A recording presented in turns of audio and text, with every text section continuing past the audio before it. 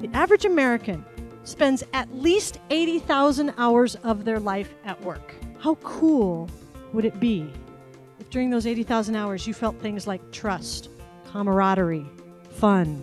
How different would work feel if the people we were with brought out those emotions in us? I love attending Sara's conferences.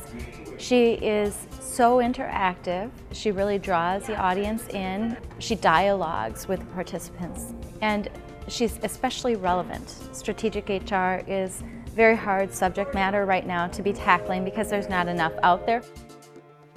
And if you want your organization to be competitive in the modern workplace and the modern markets that we exist in, we have to master developing and maintaining and sustaining quality relationships.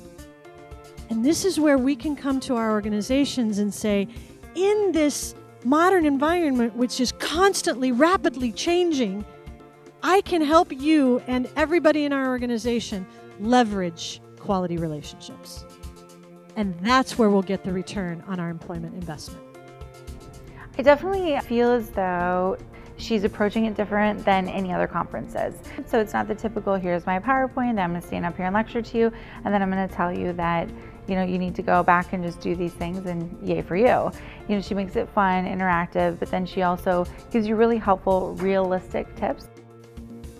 In HR, we're very defense heavy. Our game plan is to prevent the damage caused by the few. That's what defense is. Defense is in the workplace, in the modern workplace, preventing the damage caused by the few. Hopefully it's the few.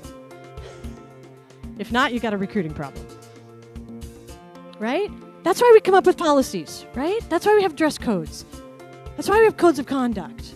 That's why we have rules, right? To minimize the damage caused by the few. What about everybody else? Offense is leveraging the contributions of everybody else. So we have to shift our identity. And I'm seeing it happen. This is fabulous. I'm seeing it happen. But we have to shift our identity to a balanced approach. We can't give up on compliance and risk management, because if we don't do it, no one else will, right? And we don't want to increase the liability in our organizations. That would be detrimental. So in HR, if we're going to have an effective strategy, we have to change our identity and our strategy to a balanced approach. She always mixes it up. It's always interesting to see what she has new to say, and she always makes it very real life.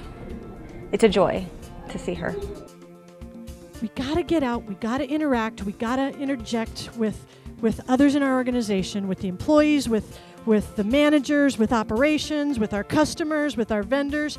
You heard the stories of the panel of how they were doing some of that. They were getting outside the traditional HR focus and learning about what drives their organization. Well, immediately after attending my last presentation with Sara, we went into strategic planning. I contacted her immediately. We went into a leader shift activity and workshop that we were going to be able to do with the attendees to get their mind open to enter our new strategic planning year. And we're trying to turn that organization even just 2 degrees to really accomplish goals that we are a far stretch from what we might have done in the past.